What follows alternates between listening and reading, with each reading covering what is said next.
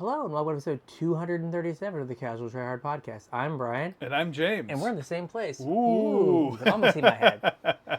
I'm at the beach. We'll give Brian some bunny ears. Ooh.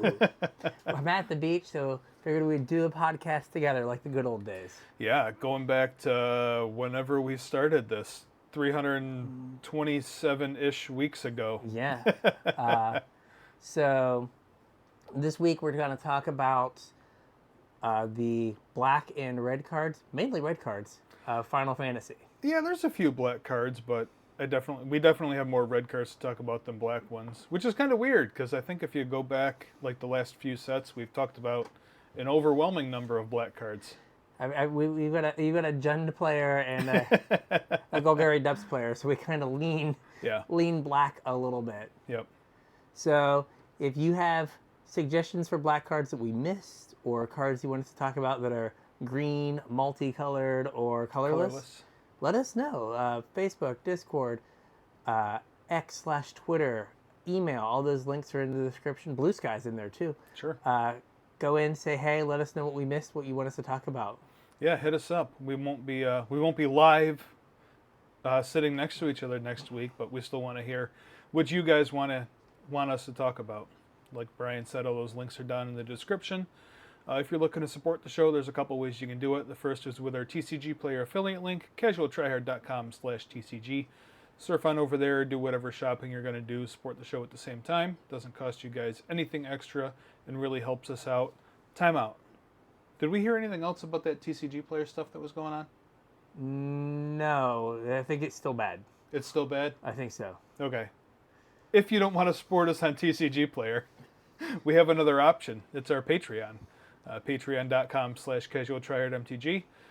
Go on over there. You can chip a couple bucks in. It goes directly to us, and you don't have to support TCG Player. In return, you'll get access to my show notes, so you get a sneak peek about what the episode for the week is going to be about. And you also get access to another hour-ish of content out of us every week in the form of our unshow. Sometimes our equipment doesn't work because our equipment's old. Sometimes our equipment doesn't work because we're old. Sometimes we change it all around like we did today. Always, we have to make sure it works before we record. And this is the first time we've seen each other since you moved. So a year. Almost a year, yeah. We don't see each other nearly as often as we used to. So we spend about an hour every week catching up, talking about our lives in general, things going on in the world.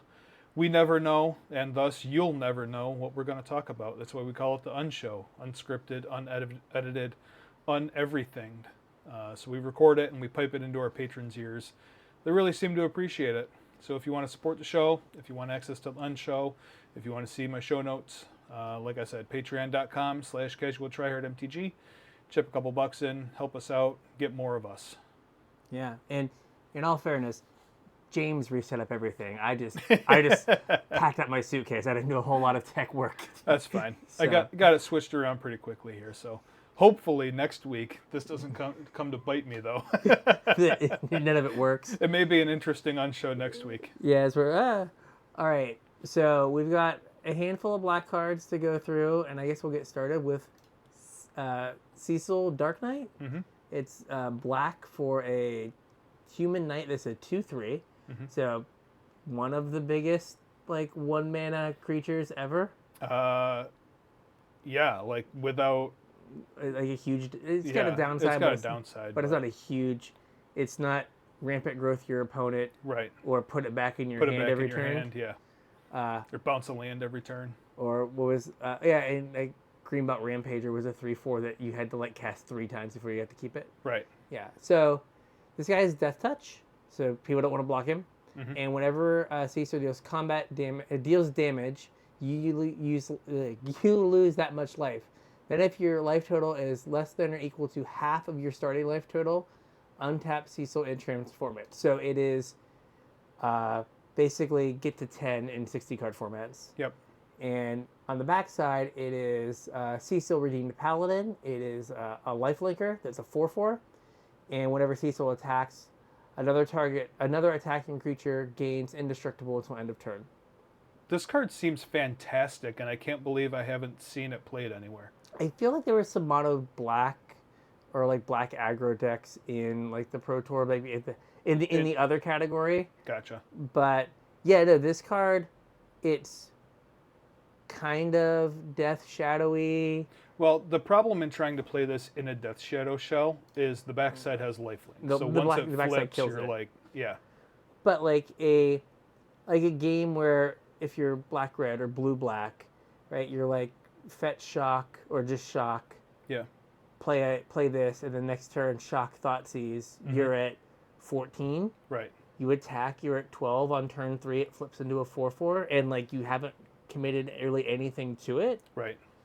And if you have 2 Thoughtseizes, you flip it on turn 2. If you're like shock this, shock double Thoughtseize, flip, and then like Sign in Blood or anything that you're playing. There's so many things that like Bitter Triumph. Yeah, I guess the other kind of interesting wrinkle here is, like I said, my initial thought was you can't play this in Death Shadow because once you flip it, you kill off your Death Shadow. But Death Shadow also gets to like a weird end game sometimes where your life is too low for you to meaningfully do anything. And like this could provide like an extra wrinkle there where maybe you don't go for like the absolutely giant Death Shadows. Maybe you stabilize at like 6 life. And like it kind of bounces between being like a 3/3 and like a 7/7 or whatever. Yeah. Yeah. I think there was like the 2 mana like just Death Shadow variant that maybe wasn't as it cared about your opponent's life, right? Oh yeah, that's right. Right. So like this does a good job of getting your opponent's life down pretty quick, but like mono black aggressive decks that like were in Pioneer years ago, like played some god awful 1-drops. Yeah. And like this, like even like this into like a Smuggler's Copter, you attack with this, and then like you use it to crew your Smuggler's Copter. Yeah, I guess like the thing about those awful black aggro cards though is that most of them, while they were mana intensive and slow, they were sticky. Yeah, they kept coming back. And like this isn't sticky. Yeah, but I mean, getting a 1 mana 4/4. Yeah, no, that's huge. Is like I mean, there was a point in time where people were like unironically casting. What was that card from Shadows? The Horseman, Lone Rider. Lone Rider, yeah. It flipped into like a 4/3. I think it was a 4/4. Okay. I mean, 4/4 lifelink. Tarmogoyf was a $100 card that was a 2 mana 4/5. Yeah. Like most of the time is what it ended up being. Yeah. Or like Gurmag Angler. Like the people did work to get like a 5/5. Yeah. So like this is on the board. It can it can kill something on the front side that you need to get rid of. Yeah, and it's not hard to get to 10 life. No, it's not. Especially like in black, and there's enough things that you can like pay life for. Right. So, I think the problem is, at least in like current standard, is everything's so quick to get you dead. Yeah. And this is the thing to keep in mind. Cecil only flips when it does combat damage. So it's all one clause. So you attack, it hits, you get dealt the damage. Yeah. And then it looks and says, what is your life total? So you couldn't like shock yourself, get a 4/4 lifelinking blocker. No. Okay. No, and like if your opponent like lightning bolts you or whatever monstrous rage is a mouse and puts you to 10, your Cecil doesn't flip. You have to wait for the next turn. It would work with fight spells though. Yes. So like maybe this is good in like remember the Phyrexian Obliterator like green black fight deck? Yeah. Right, like this is a thing that like it's got death touch, can kind of kill anything, and like because it's not combat damage, it's just damage, and we have a bunch of like 2 mana. Well, it's kind of like fight is better with Obliterator, but bite would be better with this. Yeah. But yeah, like it does seem really good. Yeah. And it is odd that it's not getting played. It's kind of absurd. Yeah. Maybe it just doesn't have a home yet. Yeah, and I mean it's also hard when like standard's like super aggressive and there's like Yeah. into the flood maw. Yeah. So like Oh, bounce that's brutal. right, like you do all this work and you flip it and they just bounce it and then you're back to Yeah. your 2/3 that hurts you. Is there anything that cares about this protect clause on the back, or is that kind of just trinket text? I mean, it helps you like get in damage with like your little things, but I don't know if there's like a thing that's like particularly fragile. Yeah, that needs protecting. That needs protecting. Okay. I mean, it's not a downside. No, I didn't mean that it was a Yeah. downside. I just meant like, is it basically just trinket text, or Yeah, I don't like think is there's that going to be relevant? Basically, any relevant portion of the time. probably not, but I'm not 100% sure. Okay. Moving on here, we have Circle of Power. This is one out of our Discord. It's 3 and a black for a sorcery. You draw 2 cards and you lose 2 life. Create an 0/1 black wizard creature token with whenever you cast a non-creature spell, this token deals 1 damage to each opponent, and wizards you control gain +1/+0 and lifelink until end of turn. That's a separate clause. It's not part of the you cast a spell, you do this. Yeah. So it's like half a trumpet blast, all of a sign in blood, and you make an 0/1 wizard with the... Yeah. It's like an 0/1 that draws 2, you lose 2, and then also does a trumpet blast thing. So we can talk about this card on its own for a minute. Yeah. But our Discord also had kind of a question to go along with this. Okay. Well, I guess we did just talk about the card, Yeah. what it is. Is 4 mana like an acceptable cost for what we're getting here? Like 2 mana is Sign in Blood. Yeah, 2 mana Sign in Blood. So is 2 mana worth an 0/1 that drains when you cast a non-creature spell and half of a pump spell plus lifelink? Probably. I mean, if you think about 3 mana 2/2 draw a card is kind of the going rate for that. Yeah. A few years ago, it was 4 mana 2/2 draw a card. Yeah. Right? So it's a 4 mana 0/1 that draws 2 cards. Like Phyrexian Rager was like 3 mana 2/2 lose a life draw a card. It's true. Like this is like a smaller creature, but gives you more cards. Yep. And then if you have a few wizards in play, it is awkward that like you get the pings from your other wizards before they get lifelink. Oh yeah, that is awkward. Right? Like so like it's you almost have to have 5 or 6 mana where you can go like follow this up with a spell or 2. Yeah, and then but you get to attack with all your 0/1 wizards that are now 1/1s to maybe gain some life, but like the ideal thing would be another spell, trigger them. Yeah. And I think the wizard that you get also gets lifelink. It does, but like you attack. said, well, it can't attack and it doesn't trigger right away. Yeah. But like if you like were to cast then another spell, it would get the ping, give you the lifelinky ping as well. Yep. I mean it's like close. And I think the question from Discord was like, is there going to be like a wizard like Spellslinger deck? That is the question. Is we'll call it the 0/1 wizard deck, because like there's a few cards that make this particular wizard token. So is that like an effective archetype? It's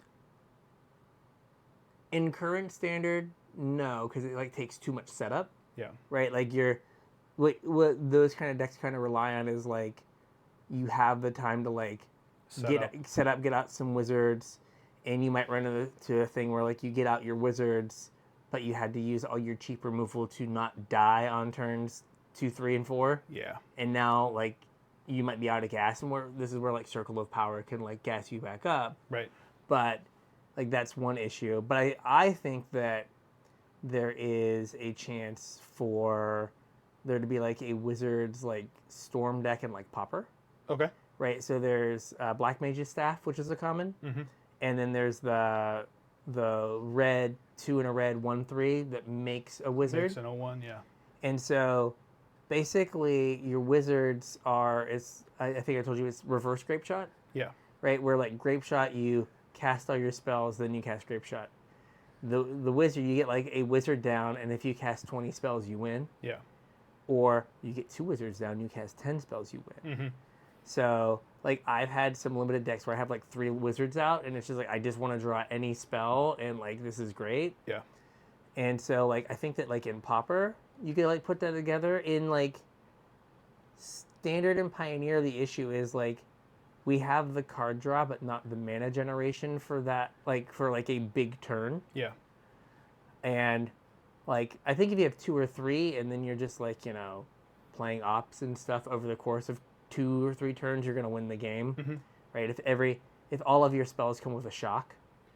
So from my point of view, I guess I think there's 2 problems with this being like an actual archetype. Okay.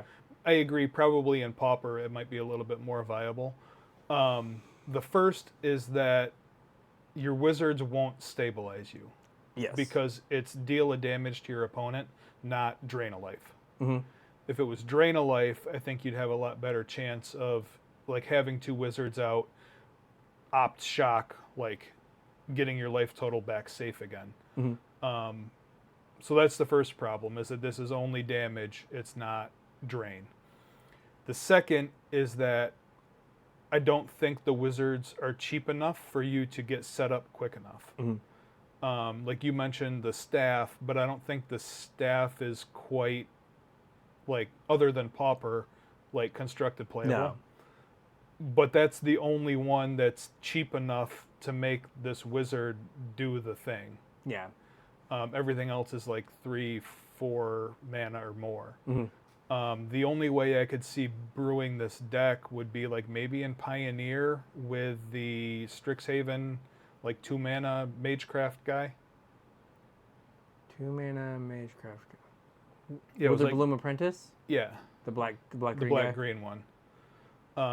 But even then, like I don't think you're gonna get enough wizards in play quick enough to make that viable. Yeah. Because you run into the problem, like you said, you're gonna waste all your cheap interaction before you get set up to make use of like the extra text from the wizards. Yeah, and the deck is, so you've got the Black Mage's Staff, you have the Sacrifice card, the 1 black, Yeah. surrounded by Black Mages, and then Circle of Power in black. Yeah. So yeah, you got a 2, 3, and a 4. Yep. Which it does not, like, one of them is like a bad removal spell. Right. But like, then you need to have a bunch of removal spells and basically card draw.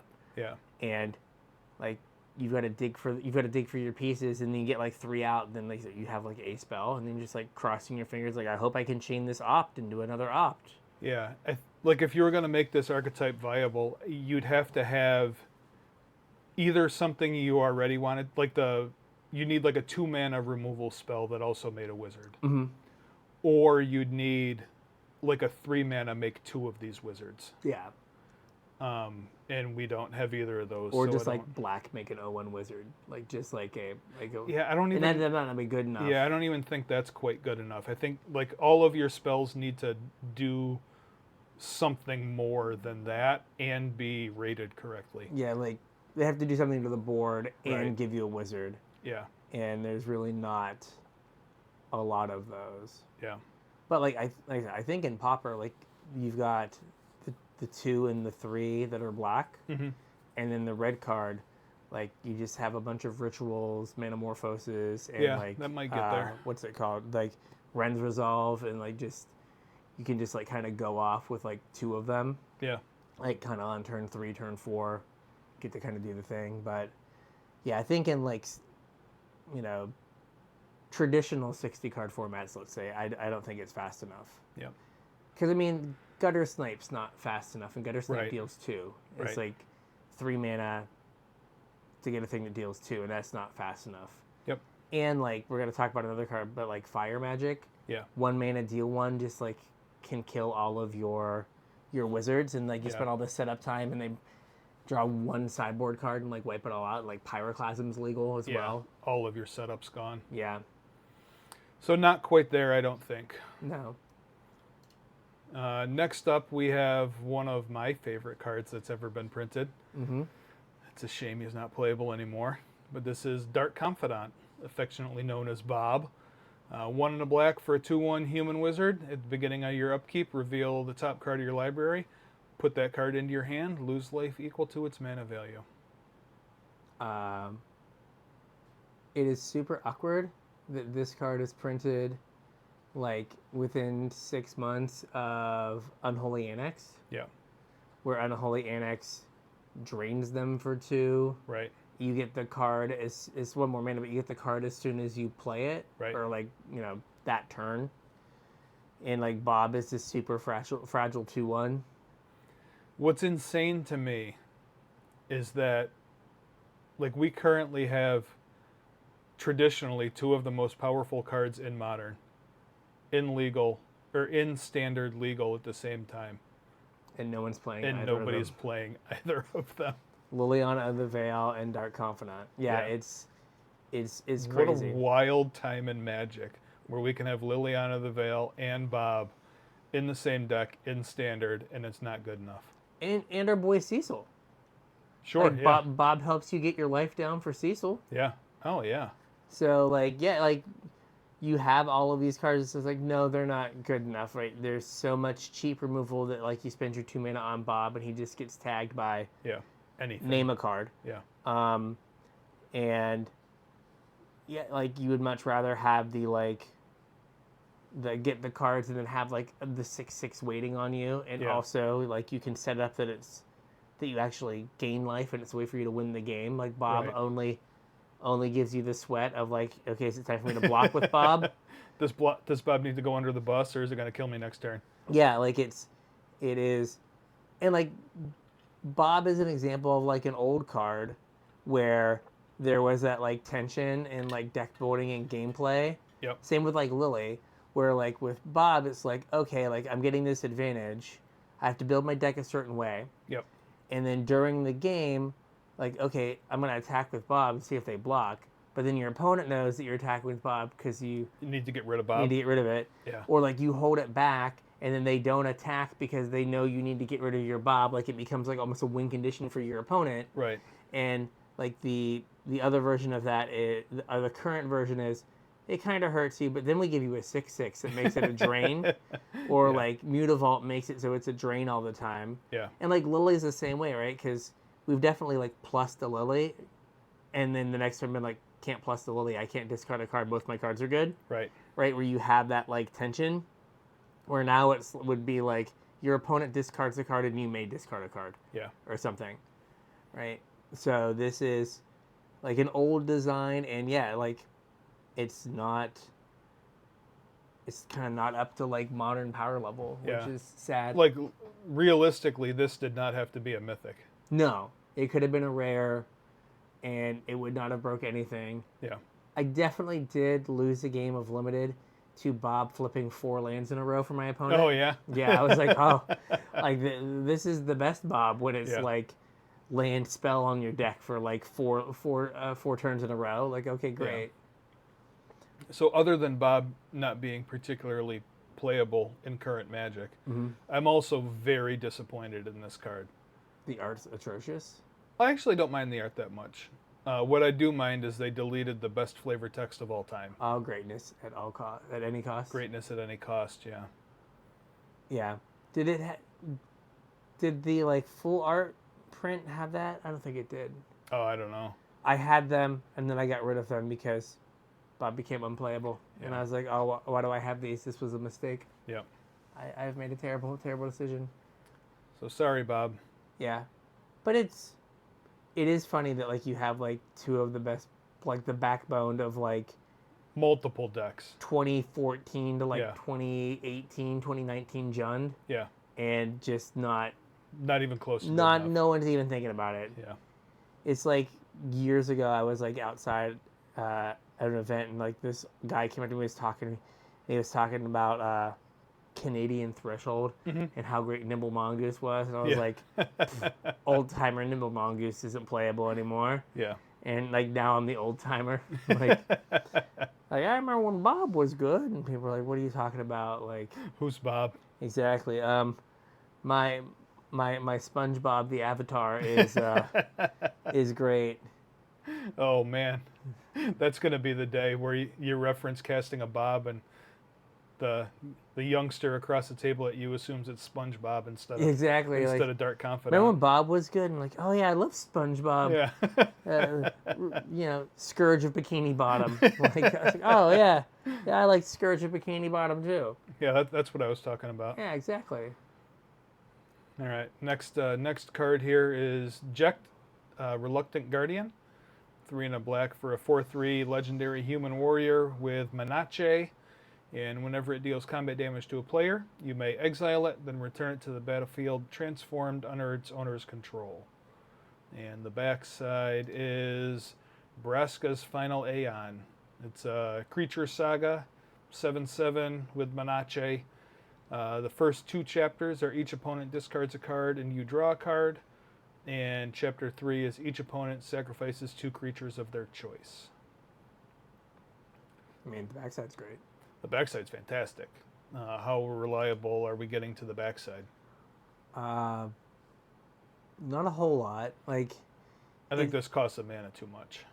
It costs a mana too much. Like, maybe it was weirdly, maybe if it was a 3/4, where like it was a little bit harder to kill. Yeah. Because like, it gets lightning struck. Right.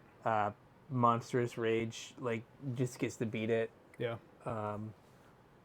But like, and it's also in that weird spot that like, well, one, in standard you can't play 4-drops, but like you're also competing with like Shieldred and like the black 4-drop spot, and like in older formats I feel like that is kind of the bar. Like, is this better than Shieldred? Yeah, the answer is no. No. So, which kind of sucks. But it's cool. I played this game. I don't remember this guy. Yeah, this was not one of the ones that I played.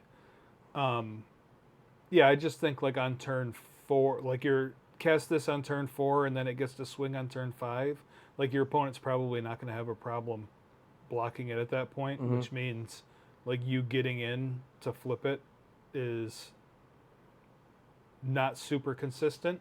Yeah. And even when it is, like if it gets to flip on turn 5 or 6, like your opponent discarding cards probably doesn't matter a whole lot at that point. I mean, you drawing cards is good, but it kind of stops being a 2-for-1. Right. It's like kind of a 1-for-1 because they can play out their cards. Yeah. And if your opponent had creatures to sacrifice, they would have just blocked. So like the ultimate doesn't do a whole lot either, I don't think. Yeah. Because like there's like, if they do it on chapter 1, or I guess you get the chapter. You get to chapter 1 immediately. Yeah. And then the next turn you get chapter 2 and you crack in. They would just like. And your opponent's blocking because they're not going to take 7. Yeah, and basically chapter 3 ends up just being the 2 creatures they blocked with in your thing on chapter 2. Right. So you're not going to get to the point where like you killed something with this in combat and then you got to kill 2 things. Right. So not great, I don't think. Random aside. Sure. You know how we had like there were all these tweets. I need to like look to see about like the number of cards, a number of words on Magic cards, and how like Strixhaven was the wordiest set because of all the double faced cards. Yeah. It seems like every like other card in this set is like double faced and enormously wordy. Like this has to be one of the wordiest sets of all time. Could very well be. Which is like the number of cards that have like a paragraph on the front and the back. Yeah. Multiple paragraphs in this case. Just like craziness. Yeah. All right, we got one more black card here. Okay. It's Overkill. Overkill. 2 and a black for an instant. Target creature gets -0, -9999 until end of turn. So this is the best murder ever printed, both in terms of casting cost. And it kills indestructible. And it kills indestructible creatures. Yep. So like this is just better murder. Better murder, like on every metric. But how playable is murder? It's not. Right. That's the issue. Is like it is the best murder they ever printed, but it is a murder that is not playable. Like murder is not playable. Like right. For constructed removal has to cost like 2 mana. And or tag planeswalkers. Right. Not that like I will say that Standard has not seemed to be very Planeswalker driven. True. In the last bit, like they print like one Planeswalker a set. Maybe this one had 0. Yeah. Right. So it's not like as Planeswalker driven, but like you kind of have to have that flexibility, and it has to be like cheaper. But this is just like evaluate this the same way you would evaluate Murder, or like slightly Murder with slight upside. Yeah. And like if you're not playing a deck that would play Murder, then like if you're not playing a deck that would play Murder for the effect. Right. Like if you're like, oh, I can't play Murder in my black-green deck because I'm like mainly green, I can't get double black. This kind of deals with that, but still like you're not playing Murder in most decks. Yeah, I think like what we've come to realize is 2 mana for a removal spell is where you need to be, even if it has a downside. And 3 mana for a removal spell basically doesn't cut the mustard anymore. Yeah. Even if it has an upside. Yeah, I can't think of a 3 mana removal spell that's like seen like a lot of play. No. Recently. Not in a long time. Yeah, I mean, and like I still remember like Murder used to be like a standard playable card, like kind of on the fringes, but standard playable. Like the last 3 mana removal spell that I remember casting like because I wanted to, not because I had to, was like To the Slaughter. Okay. Yes, the 2 and a black like sack a thing. Yeah. Like sack the thing with the highest. Yeah. And that was like Shadows. Yeah, it was Shadows. Shroud. Yeah. Yes, so like, yeah, like Mortify seen some play, but that's like it gets an enchantment or a creature. Like, it has a little bit more flexibility. Yeah. And yeah, but this is just the best Murder, but the best Murder is still not good enough. Still not good enough. Sorry, Murder. Sorry, buddy. Moving on to red. All right. What do we got in red? The aforementioned Fire Magic. So this is 1 mana instant, and it's a tiered spell. So for just a single mana, Fire Magic deals 1 damage to each creature. So it's kind of an End the Festivities. I think End the Festivities only hits like your opponent's stuff, but it's kind of that same thing. And then Fira, which is 2 in a red. So you have the red mana +2. Fire Magic deals 2 damage to each creature, so it's kind of the like uncommon. We've had this like instant speed deal 2 Fiery Cannonade. Yeah. A lot, and like that has been fine. And then Faraga, which is 5 in a red, so the red +5, and Fire Magic deals 3 damage to each creature. So it's a really expensive Brotherhood's End. Yeah, or like Sweltering Suns, whatever. Yeah. The Anger of the Gods to go real far back. I think for like this card is playable for the first 2 modes, and like things have gone sideways if you cast this for 6 mana. But like you can, right? Like well, it's also instant speed. Like typically, damage-based sweepers are not instant speed. Like Pyroclasm is not instant speed. Fiery Cannonade was not instant speed. I think Fiery Cannonade was. Was it? I think. I might be wrong. But it had the downside of it got non-pirates. Yeah. In a pirate set. Right. Anger of the Gods was a sorcery. Yeah, Sweltering Suns is a sorcery. I don't think being an instant is worth twice as much mana, but... No. So, like, I mean, this was in the sideboard of some of the prowess decks at the Pro Tour this weekend. Yep. Because, like, it's very good when your opponent has, like, a bunch of Corey Steelcutter tokens. Right. Right? Like, okay, end of your turn, after they get, kill them all, or whatever, in response to, like, a trigger, kill them. Yeah, like you mentioned a little while ago, it's also probably one of the reasons why the Wizard deck isn't going to ever do anything, because 1 mana to sweep up 2 or 3 turns worth of setup is...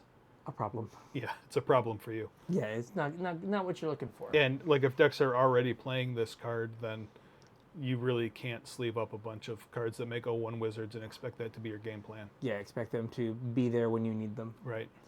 But like this is the first card we've gotten like this that has effectively kicker, and the first 2 modes are basically what they cost. Right. Or what they've cost traditionally. And then the last mode is like kind of way out of whack. Yeah. Like I feel like it could have been deals 4.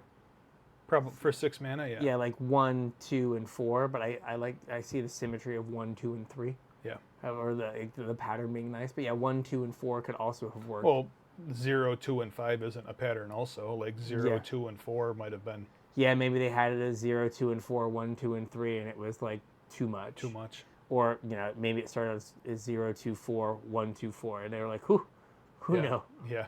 Can't do that. Yep. Red's already the best color in Standard. can't do that too. I mean, if you look at the Pro Tour, it certainly is. Yeah. All right. What's up next? Next red card we have is Haste Magic. 1 in a red for an instant. Target creature gets +3/+1 and gains haste until end of turn. Exile the top card of your library. You may play it until your next end step. Now this is kind of an interesting one to talk about because of the Pro Tour specifically. Mm-hmm. This was one of the Discord cards, and they specifically wanted to know if this fit into the Mice decks. And we have some Mice decks in the top 8 of the Pro Tour right now, getting ready to start any minute. I did not see any copies of this card in the top 8. No. I feel like we've had, is it Burning Crescendo, or I feel like we had another card that was like target, pump, exile a card. Yeah. So like they're trying to make pump spells a little bit more playable by sticking kind of draw a card on them. Kind of draw a card, yeah. But like you're in the decks that would want this, you're like so like choked on mana. Yeah. That you're not going to be able to use the card that you get unless it's like a land and you haven't played your land yet. Yeah. Well, you're choked on mana for a couple different reasons, though. Like, the first reason you're choked on mana is, like, you need to cast all of your spells in the same turn. Yeah. So mana is, like, using your mana is very important. And the second reason is because the curve is so low in that deck and you never want to run out of gas, you're not playing really high land counts. Yeah. So that means that like every mana you have to make count. And would you rather play this or would you rather play 2 Monstrous Rages? Oh, 2 Monstrous Rages. Absolutely every time. And I think that you also have to remember in like the red aggressive decks that this card isn't target creature gets +3/+1 and gains haste. Mm-hmm. It's target creature gets +3/+1. Right. Because like you're rarely going to have the mana to play your mouse. Yeah. And then play this. Like you'd much rather play, if you had 3 mana, you'd much rather just play Screaming Nemesis. Right. Than be like, I'll play my whatever, my 1/1 mouse, and then play this. And like, oh, I'm attacking for 5. Yeah. But it's like, okay, so the other side is if you are willing to play a quote pump spell for 2 mana, would you rather play this or would you rather play Steel Cutter? Again, Steel Cutter. Right. So, like, if your deck is in the market for something like this, like on this card, the gain a temporary card to play kind of falls into the same category as like make your token because that's kind of a card. Yeah. And then the +3/+1 falls into the same category as like the bonus from the Steel Cutter. So like what is this card doing that Steel Cutter's not doing? And I think the answer is nothing. Nothing, yeah. Like it's one of those cards like if you read the words on the card, I think they're good. Yeah. But like when you put it in context of like what kind of deck has to have it and like what the constraints are, yeah. I just don't think you have the mana to do all the things that like you would need to do with this card. Right. Yep, I agree. I don't think it quite gets there for what we need it to do. Yeah. The next card... Oh, that's not the next card. That's right, we'll talk about it here. Raubahan? Sure. I hope I said that right. Bull of Alamigo. It's 1 in a red for a 2/2 human warrior. It has ward pay life equal to Raubahan's power. And whenever it attacks, attach up to 1 target equipment you control to target attacking creature. Ooh, that's kind of spicy. So, thinking of this as, I think that in Pioneer, there can be some, like, Colossus Hammer equipment deck, where you have Cloud to get stuff, which we talked about before. Yeah. And then you have Well, if it's, you have this the stolen uniform, Yep. but then there's Buster Sword, there's Colossus Hammer. There's like a lot of good like 1 to 3 mana equipment. Yeah. And the way they've balanced a bunch of equipment over the years is High equip cost. high equip cost. Well, this guy gets around that. You could also do something where you have, oh gosh, what are they called? Lava Spur boots, where like you like play this on 3, put Lava Spur boots on it, and then you attach your other equipment. Yeah. So it doesn't even have to like make it through like turn 2. Like turn 2 could be like, playing your equipment that you need. Yeah. And then turn 3 you can like sneak this out. Or like if you're playing against, some blue-green deck and you're just like, I'll play this and then I'll play like my Buster Sword and now like smash. So like I think anything that gets around equip costs is good as like long as Colossus Hammer exists. And like once this gets a hammer on it, they can't target it. They got to take 12 damage to target it. That's insane. Right? Like you can't really get after it. So like it feels like Cloud and this kind of enable those kind of things. And like I said, you have Buster Sword. I can't think of any like good 2 mana equipment. Well, I don't know about in standard, but we have an awful lot of swords that have been printed lately. Yes, they're like 3. I thought there were 3 equip. Are they 3? I think they're 3 and 2, or are they 3 and 3? I thought they were 2 and 3. Maybe you're right. But like you have, I guess you have GTA at home, like the knockoff GTA. But like you have Lava Spur boots, you have the different swords, you have Buster Sword. And then like in limited you have like the various like job select equipment. Like if you have some of those to put on this guy as well. Yeah. It seems like reasonable, but I was thinking more like you have this plus Sigarda's Aid, and now you've got a bunch of ways to get Colossus Hammer on something for free. Yeah.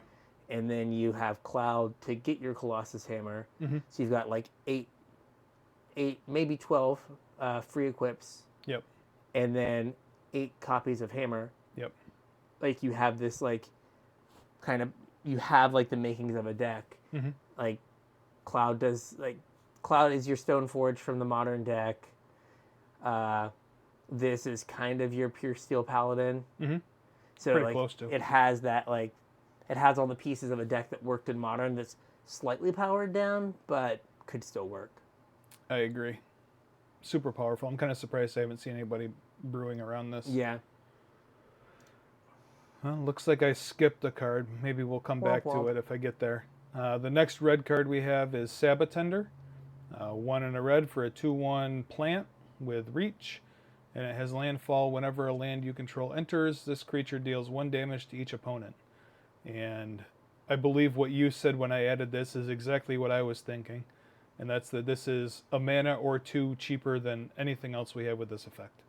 Yes, the cheapest one was 3 before. So yeah, it's just cheaper than everything. Like, I don't know if there's like a standard deck that could use this. Yeah. But in terms of like, is it?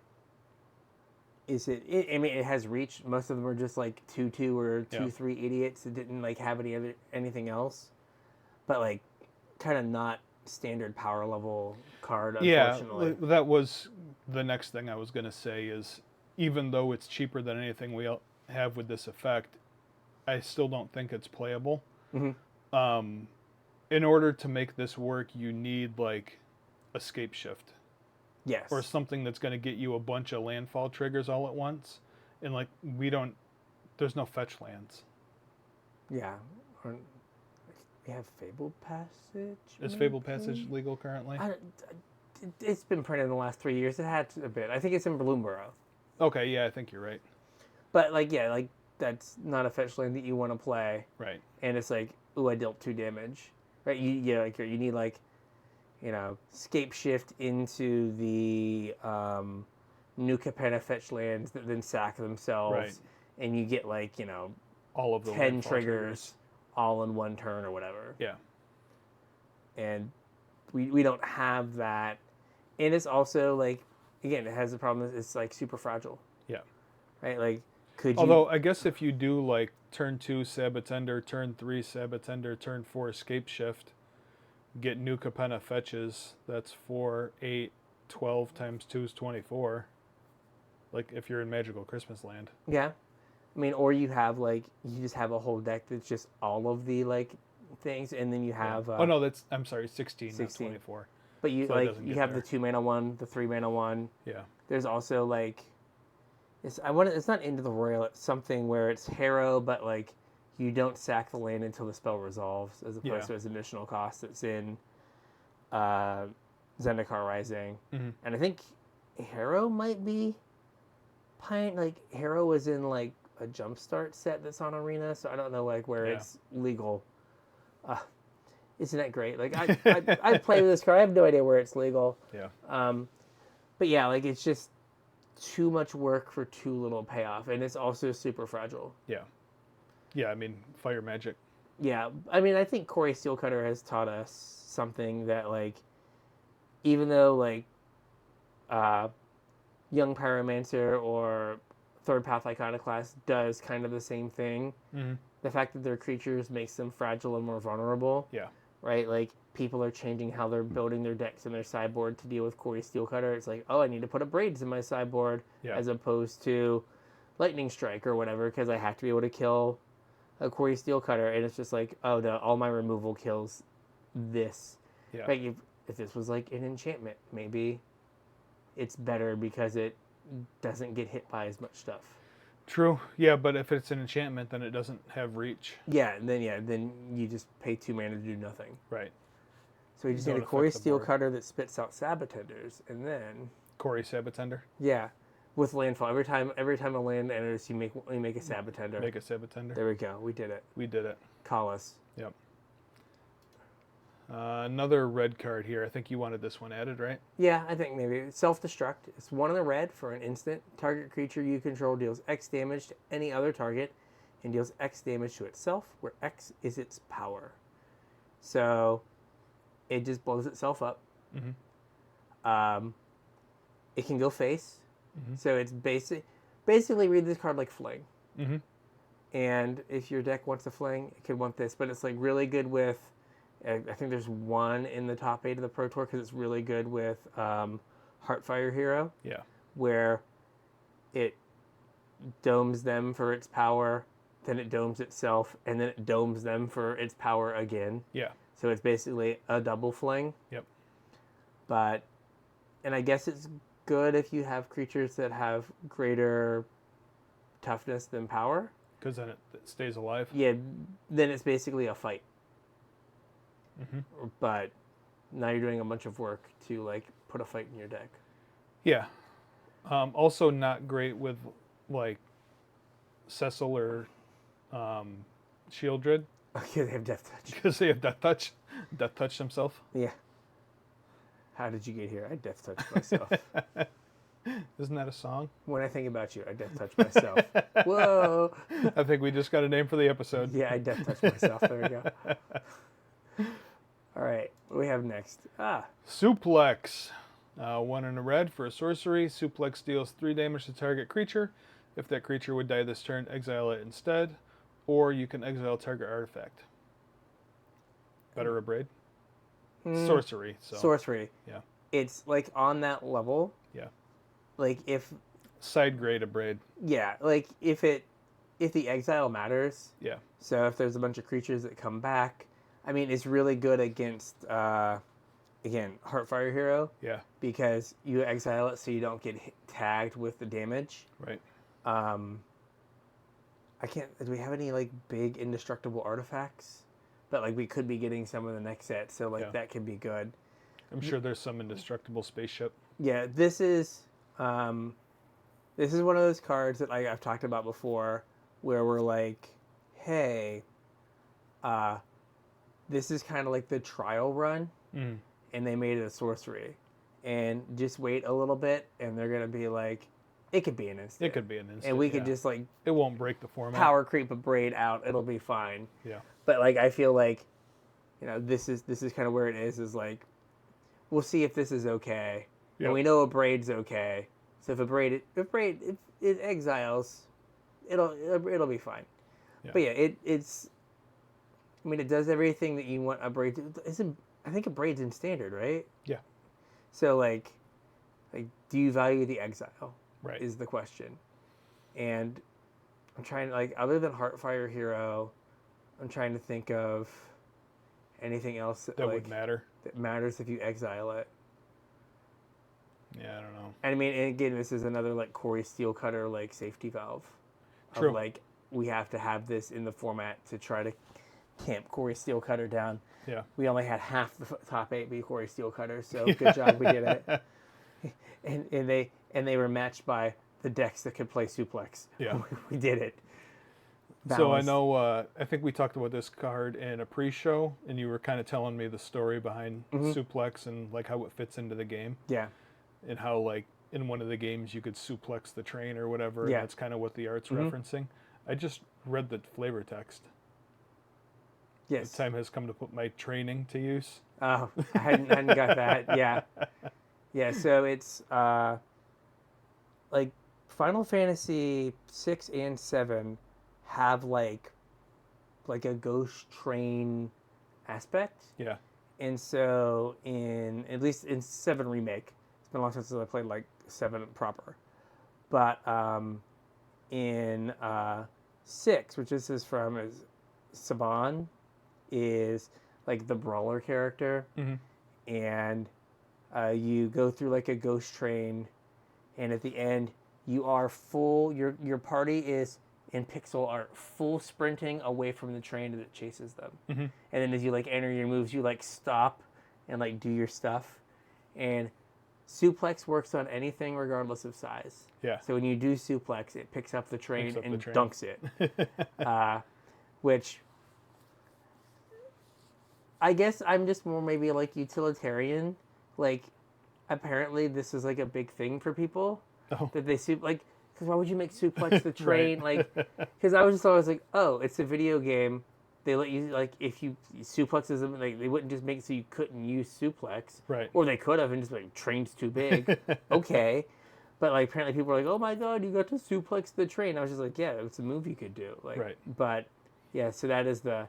But yeah, I feel like it's like that instant verse sorcery. Is it good enough? Like, and if you're willing to take this effect as a sorcery, yeah. But it really depends on what you're trying to deal with. Like, if you're playing Pioneer and you want to have a thing that blows up Corey Steelcutter and can help you against Greasefang, you can't play Suplex. Right. Right, because you can't kill the Greasefang at sorcery speed and have it matter. Right. So it just kind of matters like what the metagame looks like if you can have a sorcery speed thing. Yep. Makes sense to me. And then we got one last red card here. This is Unexpected Request. Yeah, go ahead. 2 and a red for a sorcery. Gain control of target creature until end of turn. Untap that creature. It gains haste until end of turn. You may attach an equipment you control to that creature. If you do, unattach it at the beginning of the next end step. So this is a way to get like 1 free equip on your creature. Yep. If So you don't have the bull. If you don't have the bull, exactly. You're like, you play Colossus Hammer and Cloud, and then you're like, okay, I'm just gonna get in for 12 on turn 3. Like, coast is clear. I'll figure out the other 8 points of damage, or hope they shock themselves a few times, or whatever. So it's worse than Stolen Uniform, both in like casting cost and the fact that it only stays on the creature for a single turn. Right, but it also stays in color. Yes, that's the other thing. Is like, if you think that the bull is a good reason to play red. This is your other like free equip in red. I think it would have been hard because like, not that like an active treason would be in blue, but like to put Stolen Uniform in red. Yeah. And now you have the bull and stolen and like a 1 mana like Magnetic Theft. Yeah. Well, now you're in like, now that deck's probably too good, like right out of the jump. And so this is a way to like, well, it's only on there once and like it's not a good card. Yeah. So it should be fine. Yeah. They'll like steal your opponent's Shieldred and then throw like a Colossus Hammer on it. It's like we can get behind that. So. Yep.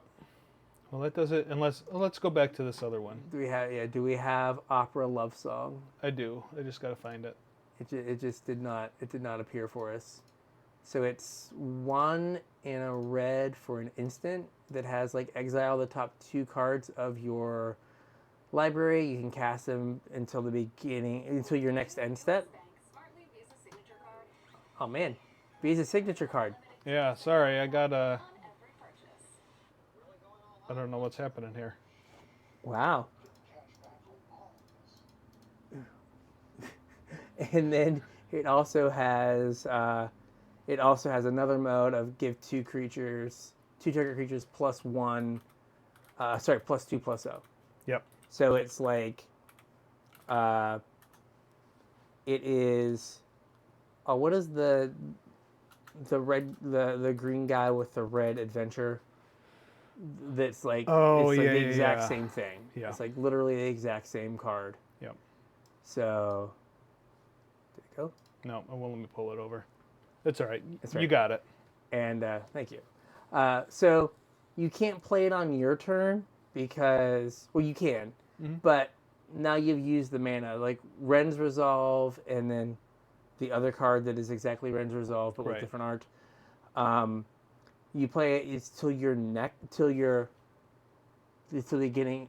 end of your next turn. Right. So if you like play it on turn 3 and you hit a land and a 3-drop, you get to cast that 3-drop on turn 4. This, if you hit a land and a 3-drop, you get to play the land, but the 3-drop goes away. Right. So like you can play it on your opponent's turn, but then you run the risk of like, well, if you don't have your 3rd land, Right.